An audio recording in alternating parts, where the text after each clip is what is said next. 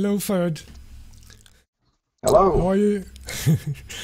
Hey, it's really nice to see you again. So today I'm hoping to have a very interesting session with Ferd Frederix. So Ferd, why don't you tell us a little bit more about yourself?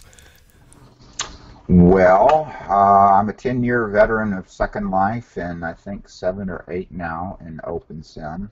In my real life, I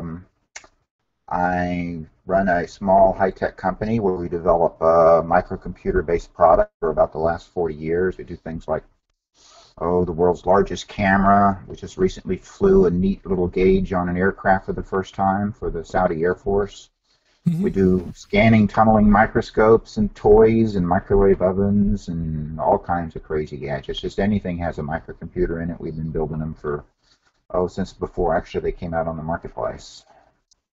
All And right. then I run Outworlds.com, which is a website full of scripts and mesh and images, and the Outworlds, which is a small little grid of things to play with. Like here, this is the Mother Goose Sim, Hmm. which Debbie, my partner, asked me to build. We've sat here and worked on it for quite a time, building just fantasy items, magic stuff, fairies, the horses that you're on, things like this big tower next to us, and just, putting stuff out to have fun with.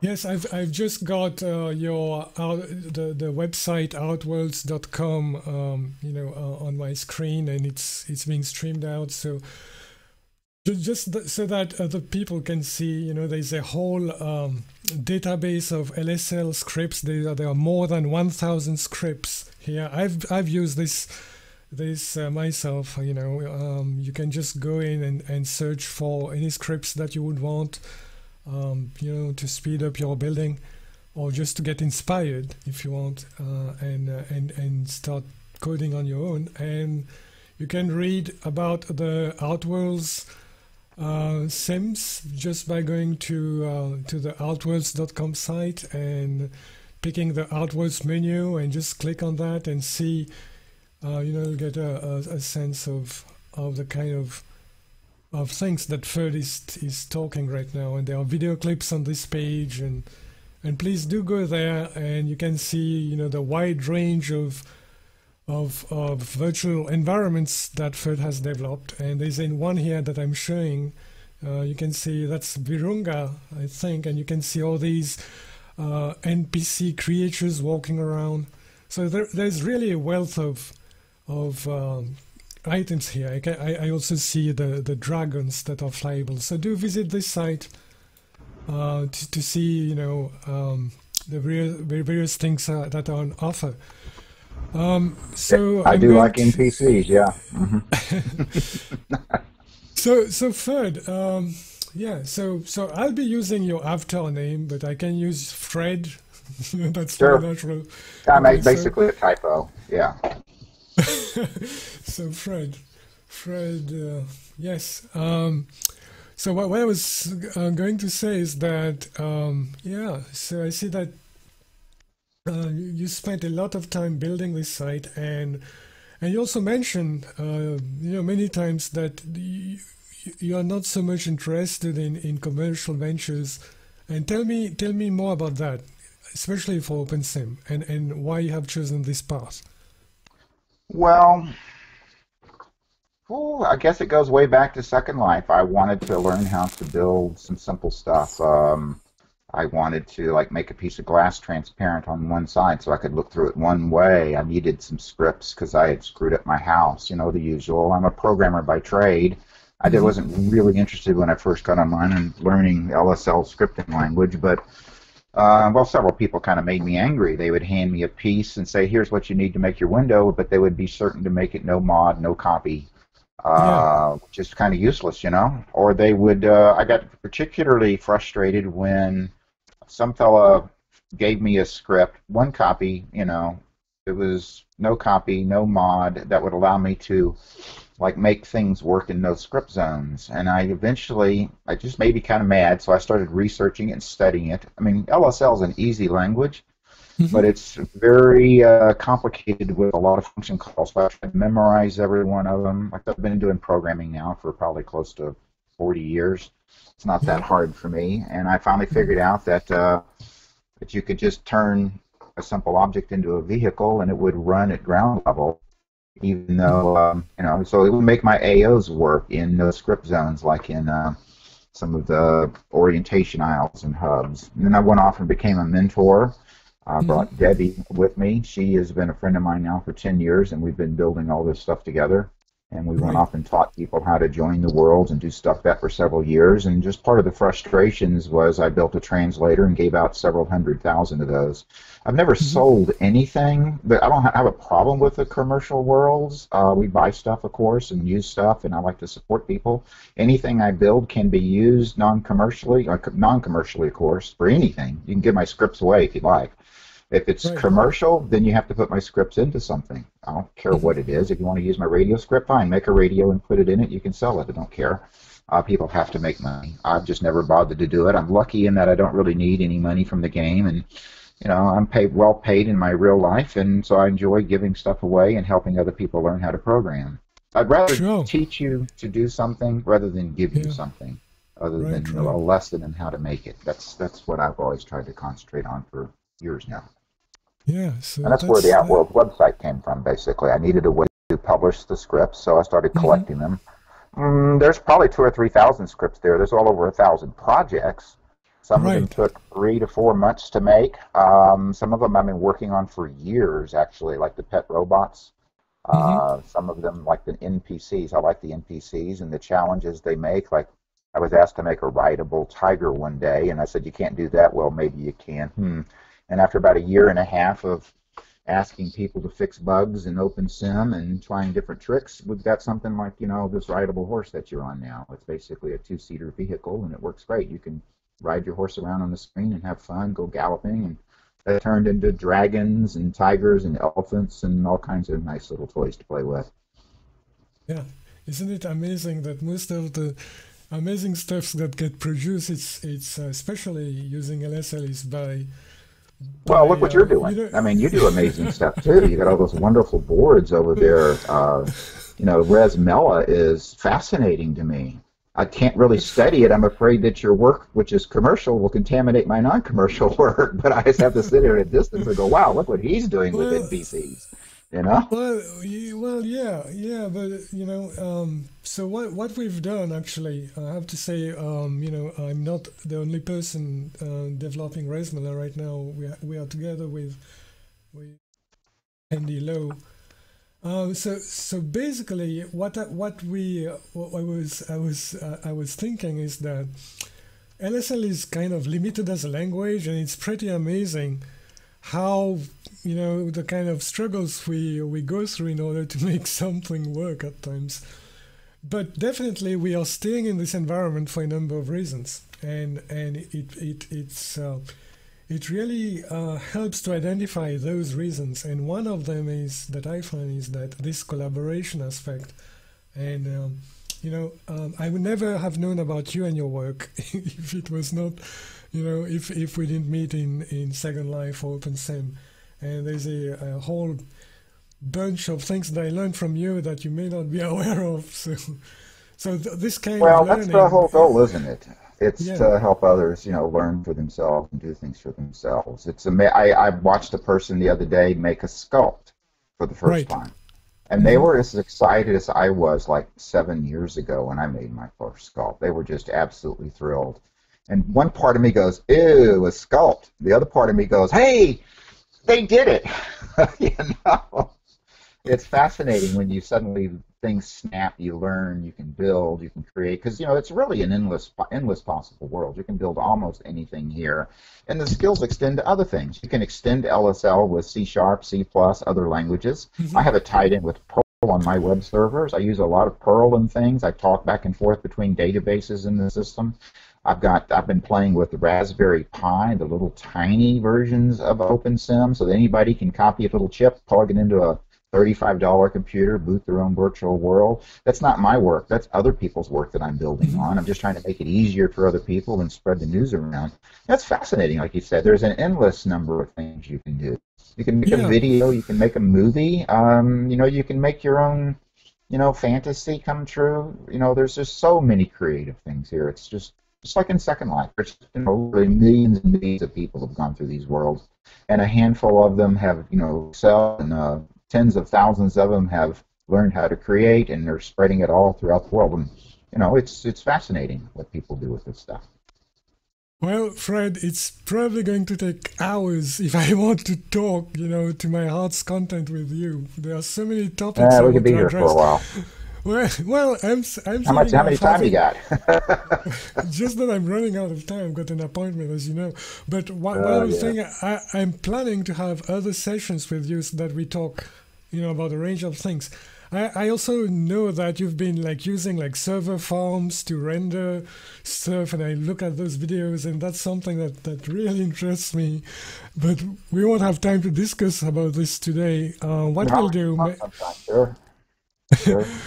yeah. So what we'll do today, since we are here on Mother Goose, and I try to keep the videos as visual as possible. Otherwise, it will just be an audio conversation, and the visual doesn't get too much limelight.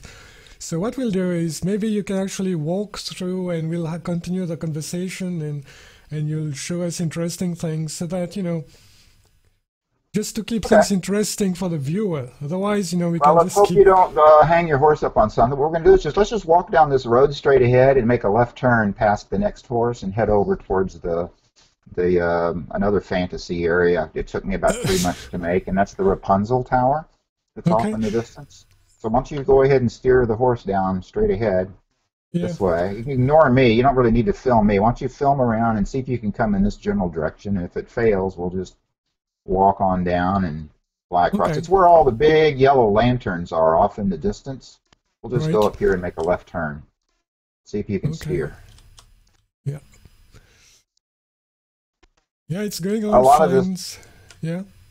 a lot of the stuff that you'll see around here are conversions from other people's work. I try to give full credit for everything. One Mm-hmm. thing that I insist on doing is if I take somebody else's work, I'm going to put their name on it. I'm going to follow their license agreement. They need to do Right. that. So some of this work behind us has simply been adapted to Uh-huh. OpenSim. I build interiors in some of these buildings so people can live on them. Almost everything here is copy mod and free to take. There you go. Come on, Doc. You can do it. I think if you hit page up there, it might even gallop. Oh, really? I don't want to get Well, stuck you there. might end up in the Oh. drink. Maybe you better not. It's not a dragon. Oh. He won't pull out of the water. Yeah. Okay. So maybe I should like increase my speed so that I get Yeah, around you're doing something. okay. Come on down. Oh. You'll get it. Oops. Hi-yo. I'll rescue you. Where'd No, you that's go? okay. Oh, you made it. Ah. There you go. Wow. Hey, man, the guy's good. Head on into underneath the arch here. Okay. I'll just take a spin around the tree here. Hey, I just saw a boat in the distance, but that's okay. It was like a ship or something. All right. So what do I do now? Is I have to turn so that I can follow you, or? Oh, no, we're just going to go inside here. Don't worry. Just walk on under. We'll Okay. follow this little magic effect up towards the tower. Yeah, come on in here. There we go. Here, I'll just Oh. fly. I'm putting my wings on. Come on up in here. It's all safe. You should be able to ride the horse. This is a horse test area. I'm trying to make more horses. Mm-hmm. My first horse took a year and a half. This one Okay. took a day. There you go. Keep coming up the path this way. We'll go to the top of the hill and we'll climb Rapunzel's hair up into her tower. Okay. So I'm just looking around, and that's a quite beautiful place you've got. Well, thanks. Disney does really, really, really good work, as you can tell. They and so there's a good inspiration to wander around and try and see if you can recreate even just something as simple as a pot Hmm. Um, And you don't have any issues with Disney and well, maybe I'm sure the. Disney might object to it, but it's all scratch built. I try to make everything by hand, and I don't give it away, so And it's kind it's of hard to it's modeled after it. I call it fan art in this particular case. yes, And it took yes, me I about guess. 3 months to reconstruct all this stuff from scratch. Everything else is Mhm. just OpenSim plants and things put around and styled like it.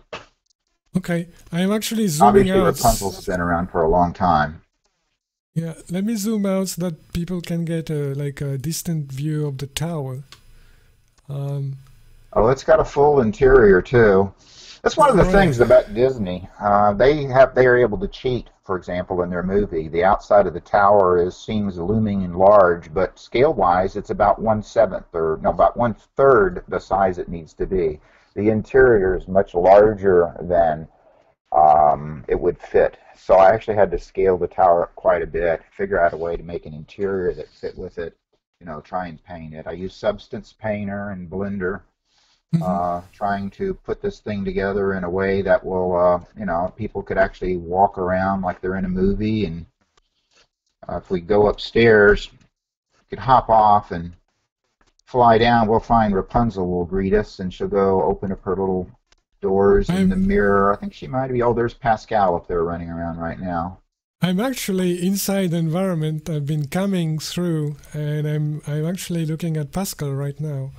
And I'm looking inside the room itself, and looking at all these high quality mesh objects, the chairs and the teacups. It's really interesting. One thing I should point out to people who are new to OpenSim, you don't you have a range of ways of bringing 3D objects into OpenSim. It's not only sculptees. You can use collada objects. That's the 3D format that you can use as well. So it's not restricted to sculptees or something that's proprietary to OpenSim. That's true. That's true. The thing is, a lot of the work we did, like in the virtual Africa, Debbie loves Africa. Hmm. She wanted to have elephants, and of course, anybody can download a free elephant and put it on the ground, and it'll just stand there. So Hmm. that's kind Hmm. of what started this, trying to make lions and tigers and elephants that would move. And so I started studying NPCs. I found some code from some other people. I built upon their work. Just keep building it up, building up. I just released Rev 5.0 of one of the NPC scripts just the other day, trying to make some improvements in it. I use it everywhere, trying to make things a bit more interactive. Like you saw Pascal, I think Rapunzel's wandering around, and Yes, here she I'm comes. actually Yeah, if looking she at her. stands on top of this rug, it'll tilt forward and let her see her feet. Ah, She's got a yeah. little, she's got a little box here. She'll go check her little closet. Heck, none of this stuff exists. You got to make a lot of this stuff. I find it more interesting to make it and to Uh-huh. let people wander off with it, because this is a perfectly good closet people can use in their homes. It's a nice little mirror. You can change the textures out. The Yep. stove, the pots, the food are all collected from all over the world. So, most of this is other people's work. I just build a building and try and paint the floor and Yeah. try and figure out what's missing from a movie. Like there's very little of their bedrooms that's shown. Nothing in the bedroom at the downstairs, the mother's bedroom. And then I really enjoyed building things like the little sink, the Yeah. little pump that you would have to use. Like, where's the bathroom? Well, the answer is it's Disney. There isn't one. Hmm. Hmm. It's Yeah, like I'm if this was looking. Star Trek, like Joe Builder does, there would probably be one bathroom in the whole sim because Right, they only right. have one bathroom on the Enterprise. Here it's Disney. There are no bathrooms. Hmm. Hmm. This is just one piece. I like building different things. I have Mother Goose in a shoe. There's a lovely little shoe we built Hmm. um, from another person's shoe. We just converted it and cut it with her permission, of course, and turned it into a nice little house for out of a shoe. Come get one. You can live in a shoe if you'd like. Yeah. So this is the fantasy sim. The Africa sim was all about Africa. We tried to Hmm. build scale models of a famous lady. She is spent many, many years after the Rwanda genocide raising children. She basically pretty much single-handedly saved about 700 children. Hmm. She's a very proper British lady, and she dedicated her life. And she started this at age 85, so it's wonderful that someone did that. And it's nice to be able to honor her presence by building a model of her house and some of the plants and gardens that she built. We had a great lot of fun and joy doing that kind of stuff, you know? Yeah, yeah, That's actually my that's. favorite sim. I love riding the elephants out in the middle of the lake and watching the fog rise up and the hippo come Hmm. wandering through. Exactly. I think we'll have another session for that, another episode. It's interesting Right. that a Well, I'll lot come of back and we'll us. fly dragons sometime. I know we were having troubles with voice over there, but the dragons are really a lot of fun to do. A guy named Yeah, but, Vegaslan has been a great deal of help with that. He's made them fire and shoot, and we're going to kill each other and have wars and battles one of these days. I've got mhm. skeleton armies over there made of NPCs. You can go over there and battle a bunch of skeletons that'll come off the shack with you. So yeah, the OpenSim is going to grow forever. Once this stuff is out, Doctor, it doesn't Mhm. come back. If you release a bit of code into the world, people will be using it for years from now and improving on it, I hope. Yeah, well, that's one thing. You're an optimist, and I admire that. I often, worry about the fate of OpenSim, and when I meet people like you, I say, okay, you know, things are much more complicated I don't worry too than much, Doctor. There's like 30 or 40,000 of these Sims floating around. People have no way to even count so many of them in schools.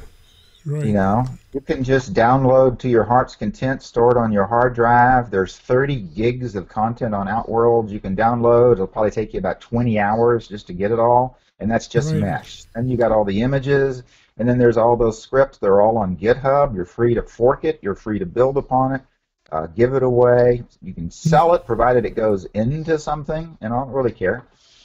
If Yes, you learn how to build a box and put a script into it, you can sell it. If you can okay, make a few dollars, that'd be great. that's fantastic. I've been camming around as much as I can just to show how beautiful this place is, and it's It's a lot of pretty. work, a lot of fun. Yeah. But this one's a little different. We actually have an awful lot of Sims here. The Uh-huh. waterfalls are designed. This is a 4x4 region, and it's Wow. surrounded by 8 more 4x4 regions just to make the waterfalls. And Ah, then the okay. north end is a Dinotopia. That's where I have NPC dinosaurs that live with people. We're slowly building on that out of bits of Rome that Joe Builder has given us. Okay. Then the middle section is the Book of Magic, what I'm wearing on my back. And it's Hmm. where we open up the book and find all kinds of fantasy items to play with. And it's always shuffling around and changing. Okay. I'm We've looking got, at the Chinese dinosaur. areas. Yeah. There's so much to see here, people. When you get a chance, just visit Mother Goose, and yeah, I bet it will be time well spent. Look at this dinosaur here. That's a Diplodocus, and it's really It's nice. rideable. That's a 5-passenger dinosaur, by the way. Wow. You can hop That's on it and drive it, and other people can ride with you. okay. Yeah, NPCs are almost limited to, Doctor, I have an NPC dress for Hmm. Elsa, who's over in the ice mountains. It's a dress. You actually Elsa sits on a pose ball and walks around. It's a two-seater vehicle, kind of like the horse. Hmm. And so you, or actually she, the NPC, rides on one pose ball, the dress rides on another. It's like the bento armature that will be coming to OpenSim, only it's a pre-bento. So actually her dress is a living creature. It flexes Right. and moves and blows in the breeze. I mean, NPCs don't have to be people. Hmm. They can be chameleons or horses, or they could actually be a whole sim, like Nora Malone found out one day. She realized she could attach things to an NPC. And then Uh-huh. you can attach and detach whole sims to a person, and they can carry around objects with them. Oh wow. Yeah, it's a Well, bit unusual and startling when you consider that the floor that you're standing on could actually be a non-player character. yes, yeah. That's the beauty of collaboration and ecosystems. It's like it just shoots out in all kinds of directions and unpredictable ways. And I think that when people design platforms, it appears to me that we are going away from having collaboration as a critical requirement. If you can look at everything else that people are proposing, it's trying to make sure that things run. I understand that part, run on mobile devices. And what they do is, the first thing they do, they sacrifice the collaboration. So you have models where you build things, and then you publish them in a form that cannot be changed easily, and then you make it available for a mass audience. But one of the reasons why I'm sticking with OpenSim is precisely because of this central core requirement that I consider a prime requirement for anything, regarding virtual worlds is collaboration, contact sharing, and hypergrading is one of the things that's revolutionary. And I hope to get Krista one day, for an interview. Krista, yes. Krista Lopez, the inventor of the hypergrid. She's well deserving of that award she recently got from the education group for the best product, the best ideas in open source. I have to agree with that completely. This world would not be without her. I mean, basically the Diva distribution, the hypergrid, all the things she's done, been absolutely marvelous for it. But you're right, it's collaboration. I mean, you never know. Somebody will walk up and say, "Why don't you do X, Fred?" And I look at them and sometimes and go, "Oh, that's so obvious. Why shouldn't I do that?" Or I may have the technical skills to do it, but I certainly don't have a monopoly on ideas. Most of the ideas come from anybody else. That's why Debbie and I have spent so years at this. She always dreams up crazy ideas, and half the time I just laugh, and then a year later somebody says, "Oh, look, I fixed it a little." I remember in 076 that if you had a two-seater car, the driver would drive, but the passenger would jerk like crazy. It was okay, no big deal. Somebody will fix it one of these days. And then another person asked for this, and then Debbie said, "Can you make a rideable elephant?" And I could in Second Life, but couldn't hear because guess what? That bug. And then I kept talking to people. I'm not a C# programmer. I can read it. I can patch a little bit here and there and fix a bug here and there, but it takes much better people than me. Somebody fixed it. And the next thing you know, when 081 came out, woohoo, we could have 2 rideable vehicles, but NPCs didn't work, and we had to fix that. But after about a year and a half of back and forth collaboration, people arguing, developers working and trying this and trying that, there was a rideable tiger one day. You could hop on the back of a tiger and run around. And then suddenly it just struck me one day, wait a minute, I'm using a car, why don't I use a helicopter? And now we have rideable dragons, and we can have rideable birds and rocks, and with Bento we'll have centaurs with wings that you can ride around the world. I have a cow that can follow me everywhere in the world. I discovered one day just out of sheer accident that my cow could teleport. I started screaming into the microphone, "Oh my God, NPCs can teleport!" It's actually kind of useful to get in and back home, but the day that a cow wandered with me through a hypergrid teleport and popped out on the other side of the sim with me and started munching grass, I just, wow. I mean, even after 10 years, I still have this wow factor, Right. See something that no one's ever seen before. I wanted to ask you one question, which is a bit like visionary. I don't know if you like those types of questions. But what do you see would be the thing that's going to increase the participation of the masses in virtual environments? The reason why I'm asking this is because, just looking at the Pokemon phenomenon recently, you could see that there were people working on augmented reality for years, decades, and even the guys who developed Pokemon, they actually worked on a game previously that was far, that had much more functionality and, at least from the technical standpoint, but by designing the game Pokemon, it just became like a massive, massively popular, and things that we took for granted as being discoveries like for years, now is being rediscovered, like geocaching and all things like that, and suddenly it's in the news and it's like big new thing happening. So what would it take for virtual environments to experience a similar kind of trajectory? Well, I think I would think that that's an extension of what kind of the work we're doing. After all, people like John Lester, the former Pathfinder Linden, worked Hmm. for a virtual reality company that built little small pets that would live inside your cell phone and would could Hmm. live like on your countertop. You could poke your finger at them and tickle them, and they would talk Yeah. to you. The people that did the Pokemon Go phenomenon, that's basically the Facebook of the 3D VR world. That's the breakthrough app. But anybody can develop applications like that using things like the mesh bits that are at Outworlds. There's 30 gigabytes worth of dragons and animals and boxes and Hmm. clothing. There's nothing to stop anybody from using their knowledge and skills they've gained from places like OpenSim, Second Life, and other virtual worlds to create a new future. I mean, I don't know what the future is going to be. I was out there hunting I don't know what the name of it is. It's one of the little Pokemons. I actually upgraded my phone the other day just so I could play that game. I found a couple of them out in the backyard, wandered over the church, which has a beacon, didn't Hmm. catch anything, came back here and found one sitting in my living room. Right. It's a fascinating phenomenon what people can do with objects. I think of it more as programmable server hardware that can produce 3D objects on the screen on demand. Like we're living in a cartoon world here, Doc. I mean, look around Hmm. you. You can Yeah. walk over and go into Mother Goose's house. You can Uh-huh. ride a virtual horse from a popular movie.